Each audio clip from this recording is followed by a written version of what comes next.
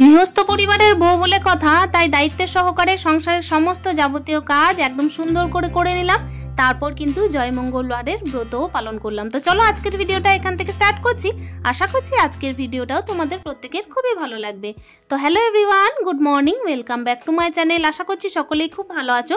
বীরভূম জেলার ছোট্ট একটা শহর থেকে আমি সুধা আবারও চলে এসেছি নতুন দিনে নতুন আরও একটা ব্লগ নিয়ে। সাথেই থাকো আমার। সকাল টাইমে দেখতেই পাচ্ছ ছেলের কিন্তু টিফিনটা প্যাক করে নিচ্ছি, আর এইদিকে বাটির মধ্যে কিন্তু ছেলের জন্য মুড়ি আর বিস্কুট ভিজিয়ে রেখেছি, ওটা কিন্তু খাওয়াবো। তো চলো, এই যে টিফিনটা প্যাক হয়ে গেল, অলরেডি ঠান্ডা হয়ে গেছিলো তাই ভরেও দিলাম। এদিকে কিন্তু দেখতেই পাচ্ছ বিছানা কিন্তু এখনো গুটানো হয়নি। ছেলের কিন্তু বেশ কয়েকদিন থেকেই একদম ফার্স্ট মর্নিং স্কুল হচ্ছে, ঘুম থেকে উঠতে হচ্ছে ছেলেকে আর আমাকে দুজনকেই কিন্তু 5টার সময়। আর এই দিকে কিন্তু সংসারের কাজটা তখন আরম্ভ হচ্ছে যখন আমি ছেলেকে গাড়িতে দিয়ে আসছি। তারপর তো দেখতেই পাচ্ছ ছেলেকে ওইদিকে কিন্তু আমি একদম সমস্ত কিছু রেডি করিয়ে দিয়ে এদিকে সংসারের কাজে লেগে পড়েছি। আর আজকে হচ্ছে কিন্তু জ্যৈষ্ঠ মাসের প্রথম মঙ্গলবার। যেহেতু আমি বিয়ের পরে থেকেই কিন্তু জ্যৈষ্ঠ মাসের প্রথম মঙ্গলবারটা একদম শুরু করেছি, তাই এখনো পর্যন্ত কিন্তু আমি চালিয়ে যাচ্ছি। এটাকে কিন্তু যতদিন পারবো ধরে রাখার চেষ্টা করব। তবে কি বলতো, আমি কিন্তু এদিকে খাওয়া দাওয়া করব না, যেহেতু মঙ্গলবারের ব্রতের অনুসারে মানে কোনোভাবেই কিন্তু ভাতটা খাওয়া যায় না, চিড়ে মুড়িটা খেতে হয়। আর রাতে চাইলে কিন্তু আমি এই আটা ধরনের কিছু একটা বানিয়ে খাবো। তো তার আগে দেখো সংসারের তো কাজ আছে, সেগুলো কিন্তু দায়িত্ব সহকারে পালন করতে হবে। আর তার সঙ্গে কিন্তু আমি একজন মা, তাই না? তাই মা হিসেবে কিন্তু দেখো ছেলের খাবার দাবারেরও খেয়াল রাখতে হবে। আর এই যে সংসারটার যাবতীয় যা কাজ আছে সেগুলোকেও সুন্দর করে নিতে হবে। বিছানাটাকে সুন্দর করে গুটিয়ে নেওয়ার পর এই যে দেখতেই পাচ্ছ ছোট্ট ছোট্ট যে বালিশগুলো কিনেছিলাম অনলাইন থেকে, তো সেগুলোকে আপাতত তো দেখো সোফা নেই, তার কারণে কিন্তু খাটের মধ্যে সাজিয়ে রাখছি। আর ওই দিকে দেখতে পাচ্ছ আমার কিন্তু বললাম যে জয় মঙ্গলবারের ব্রত কথা আজকে পালন করতে হবে, আর আমাকে কিন্তু দেখো সংসারের কাজও করতে হবে। তাই সকাল থেকে কিন্তু সংসারের কাজ বলতে এদিকে সংসারের যাবতীয় পরিষ্কার পরিচ্ছন্নতা মেনটেন করে আমি আগে রান্না বান্নাটা সেরে নেব। কেন কি দেখো রান্না বান্নাটা এই কারণেই আগে সেরে নেব, কেন কি আমার ছেলেকে খাওয়া দাওয়া করাতে হবে। ছেলে কিন্তু দুপুর টাইমে আসবে মোটামুটি ওই 1টা, তো তার মধ্যেই কিন্তু আমাকে রান্না বান্না পুজো সমস্ত কিছু দায়িত্বের সহকারে পালন করে নিতে হবে। আর গৃহস্থ পরিবারে দেখো এই যে উপোসবার তার সঙ্গে সংসারের কাজ সমস্ত কিছুই কিন্তু একটা বউকে করে নিতেই হয়। আর বউদের দায়িত্বের মধ্যে এগুলো পড়েও বটে। আর সব থেকে বড় কথা হচ্ছে দায়িত্বর সঙ্গে তো করতেই হয়, তার সঙ্গে ভালোবাসার সঙ্গেও করতে হয়, তাই না? তো দেখতেই পাচ্ছ ওদিকে কিন্তু আমি সুন্দর করে ঝাঁটটা দিয়ে নিচ্ছি, অলরেডি বিছানাও গুটিয়ে নিয়েছি। আর এইদিকে দেখতেই পাচ্ছ গোপাল সোনা কিন্তু এখনো ঘুম থেকে ওঠেনি, মানে ওকে এখনো পর্যন্ত উঠানো হয়নি, যেহেতু কিন্তু ঘড়ির কাটায় একদম ফার্স্ট মর্নিং, তাই ওকে একদম কিন্তু আমি এত তাড়াতাড়ি ঘুম থেকে উঠাই না। যেভাবে আমার ছেলেকে মেনটেন করি সেইভাবেই কিন্তু গোপাল সোনাকেও আমি দেখাশোনা করি। তো দেখতেই পাচ্ছ এদিকে কিন্তু একটুখানি ঝেড়ে ঝুড়ে সকালের মানে ঝাঁটটা যদি না দেওয়া হয় না তাহলেও কিন্তু একদম ভালো লাগে না, কেন কি সকালের ঝাঁটটাই একমাত্র দেখবে ভালোভাবে দেওয়া যায়। তাছাড়া কিন্তু দুপুরের কিংবা হচ্ছে বিকালের ঝাঁটটা ওপর দিলেও চলে, কিন্তু সকালের ঝাঁট মানে বাসি ঝাঁটটা কিন্তু একদম বাসির মতোই হয়, তাই না? বাসি জিনিসকে একদম পরিষ্কার পরিচ্ছন্নতার সঙ্গেই মেনটেন করতে হয়। আর এই যে দেখতেই পাচ্ছ রাত্রিবেলায় যে সমস্ত সবজির খোসাগুলো আপাতত রাখা ছিল, তো সেইগুলো কিন্তু একদম একটা ক্যারি প্যাকেটের মধ্যেও মানে ওপরে রেখে দিয়েছিলাম। তো সেটাকে কি করলাম আপাতত এখন দেখছো হাতের মধ্যে ধরে নিয়ে কিন্তু বাইরের মধ্যে ফেলে দিয়ে এলাম।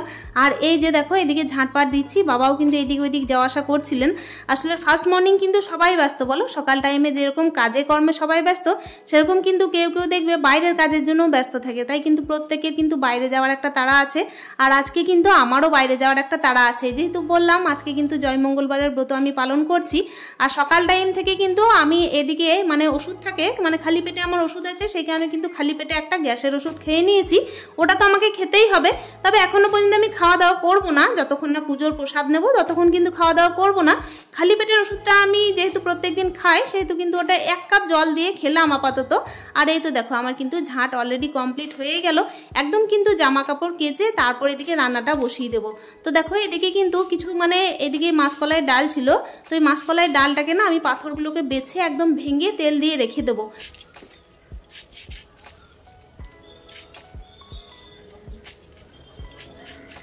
কয়েকদিন যাবত থেকেই কিন্তু মাসকলাইয়ের ডালগুলোকে আমি থালার মধ্যে ঢেলেই রেখেছিলাম। তবে কি বলতো বাজবো করে কোনোভাবে একদম সময় করতে পারছিলাম না।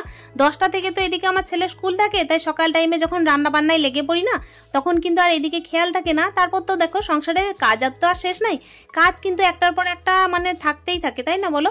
আর আজকে যেহেতু আমার শুধুমাত্র ছেলের খাবার দাবার করতে হবে, এই কারণেই কিন্তু অল্প স্বল্প রান্না বান্না নিরামিষ একটা কিছু করব। আর এইদিকে সময়টা পেয়েওছি, সেই কারণে ভাবলাম যে ফার্স্ট মর্নিং এই যে কাজগুলো করে নিই। আর একদম যখন ফার্স্ট মর্নিং উঠে থেকে মানে ভোরে থেকে কাজটা আরম্ভ হয় না, তখন কাজটা তাড়াতাড়িও হয়ে যায়, সেই কারণে আজকে এটা সময় পেলাম বেছে নিতে।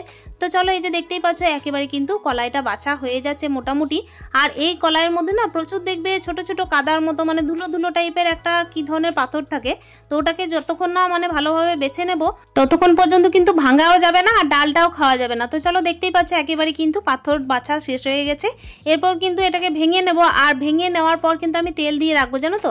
এইভাবেই কিন্তু সংসারের কাজগুলোকে ঠিকঠাক গুছিয়ে করি। আর আজকে যেহেতু জয় মঙ্গলবারের ব্রত, তাই কিন্তু একটুখানি নিরামিষ ডাল হিসেবে এই ডালটা করা যেতেই পারে, তাই না। তো প্রত্যেক দিন কিন্তু সংসারের কাজকর্মর সাথে সাথে দেখবে গৃহস্থ পরিবারে এমনিতে যেরকম কাজের একটা মানে চাপ থাকে, তার সঙ্গে হচ্ছে দায়িত্বের সহকারে পালনও করতে হয়, সেরকম যে সমস্ত উপোস বারগুলো আছে না সেগুলোকেও কিন্তু আমাদের করে নিতে হয়, অতি অবশ্যই কিন্তু সংসারের মঙ্গলের জন্যই। আর এই বারটা মানে ব্যাপার হচ্ছে এই ব্রতটা কিন্তু আমার শাশুড়ি মা বিয়ের পর আমাকে শিখিয়েছিলেন বা বলতে পারো যে দিয়েছিলেন।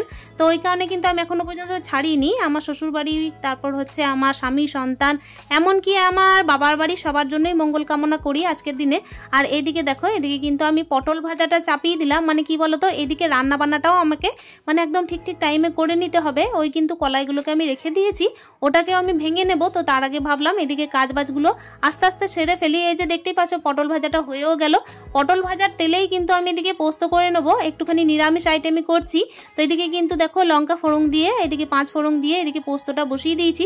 শুধুমাত্র আলু পোস্তই করব, যেহেতু দেখো আলু পোস্ত ছাড়া আজকে কিন্তু আর আলাদাভাবে অন্য কিছু করছি না। আলু পোস্তও করা যেতে পারে, কিন্তু আমার ছেলে খাবে না, আর আমি যেখানে খাবো না সেখানে কিন্তু আমার ছেলে যেটা খাবে সেটা করে নেওয়াটাই ভালো। আর এদিকে কি বলতো, আমার ছেলে কিন্তু সয়াবিন খেতে খুব ভালোবাসে, তাই সয়াবিনটা একদম শেষে করব, যখন আমি আর কি পুজো টুজো দিয়ে আসবো, তো তখন কিন্তু ছেলের জন্য একটু মশলা দিয়ে সয়াবিন কষা কষা করে দেবো।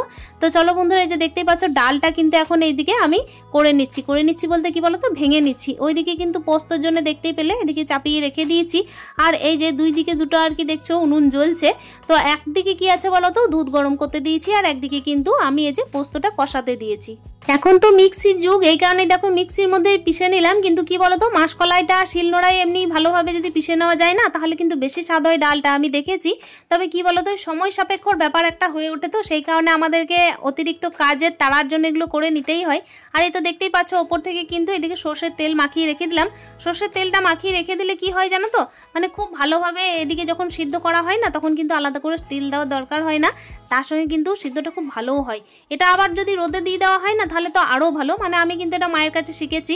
তো চলো আপাতত কিন্তু এখন হাওয়ার মধ্যে রেখে দেবো, একটুখানি হাওয়ার মধ্যে রেখে দেওয়ার পর এদিকে কিন্তু আমি কৌটোর মধ্যে ভরেও নিচ্ছি। এদিকে কিন্তু আমার তাড়াও আছে প্রচুর পরিমাণের, আর ওইদিকে পোস্তটাও কিন্তু আমার মোটামুটি সিদ্ধ হয়ে আসছে, কষানো হয়ে গেছে। তো আপাতত একটুখানি জল দিয়ে দিলাম, আর এই যে কৌটোর মধ্যে ভরে দিলাম। এখন দেখছি কি জানো তো, এই যে একটু একটু বর্ষাকাল তো, তাই চারিদিকে পিঁপড়েও লাগছে। ইভেন কি বলতো, এই যে ডালটা ভেঙে রেখেছিলাম, তো তার মধ্যেও কিন্তু দেখছি একটা একটা করে পিঁপড়ে চলে আসছে, কেন জানি না।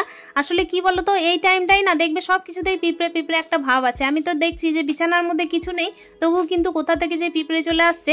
আমি কিন্তু গানের টিচারকে বলেছিলাম, তখন উনি বলছিলেন যে পিঁপড়েরা নাকি গরমের দিনে যেখানে সেখানে চলে আসে, এমনকি বিছানার মধ্যেও চলে আসে ঘামটাও খাওয়ার জন্য। জানি না কতটা সত্যি। তো চলো বন্ধুরা, এই কথা বলতে বলতে ওদিকে কিন্তু পোস্তটার মধ্যে মানে পোস্তর যে আলুটা ছিল তার মধ্যে কিন্তু আমি জল দিয়ে এসেছি। আর এখন এই যে দেখো অল্পটুকু মানে পোস্ত নিয়ে এসেছি, যেহেতু আমার ছেলের জন্য শুধুমাত্র রান্না হচ্ছে, রাত্রিবেলায় তো আবারও রান্না হবে গরম গরম, সেই কারণে কিন্তু অল্প স্বল্প দিনের টাইমে করছি। রাত্রিবেলায় একটুখানি আটা বা ময়দার কিছু লুচি টুচি করবো কিংবা পরোটা করব। তো চলো দেখতেই পাচ্ছ অল্প স্বল্প পোস্ত মোটামুটি বাটা হয়ে যাচ্ছে। তবে কি বলতো, পোস্ত যতক্ষণ না ভালোভাবে মিহি করে বাটা হয় না, ততক্ষণ কিন্তু ভালো লাগে না আমার।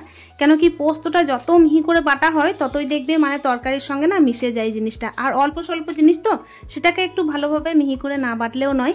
আর এই যে উঠোনে বসে বসে যেই পোস্তটা বাটছি না, সেই কিন্তু প্রচুর পাখিরা কিচিরমিচির করছে। আর এখন দেখতেই পাচ্ছ পোস্তটা বাটা হয়ে গেছে, তো অলরেডি কিন্তু তুলেও নিলাম। এরপর একটুখানি জল দিয়ে দেখো, যদি না শিলটাকে ধুয়ে দিই তাহলে তো মন ভরে না। এদিকে কিন্তু পোস্ত বাটা হয়ে গেছে, ওদিকে কিন্তু মোটামুটি ভাবছি যে কতক্ষণে আমি রেডি হতে পারি। কেন কি দেখো, এদিকে কিন্তু যে তরকারিগুলো করে যাচ্ছি আর ভাতটাও এসে করতে হবে, আবার কিন্তু পুজোটাও ঠিক টাইমে দিতে হবে। যদি পুজোটা ঠিক টাইমে না দিই, তাহলে কখন যে পুজোটা মানে মোটামুটি শেষ হয়ে যাবে তার তো কোনো ঠিক নেই। তখন গিয়ে শুধুমাত্র মন্দির থেকে ঘুরে এলেই তো হবে না। তো চলো দেখতেই পাচ্ছি এদিকে কিন্তু পোস্তটা আমার বেটে মেশানো হয়ে গেল। আর এখন কিন্তু একটুখানি ঝোলঝোল আছে, তবে এই যে আলুগুলোকে একটু যেই ভেঙে দেবো তখন দেখবে ঠিক টান টান হয়ে যাবে। আর অল্প স্বল্প পোস্ত কিন্তু দেখবে টান টান যখন হয়ে যায় তখন টেস্ট লাগে খেতে।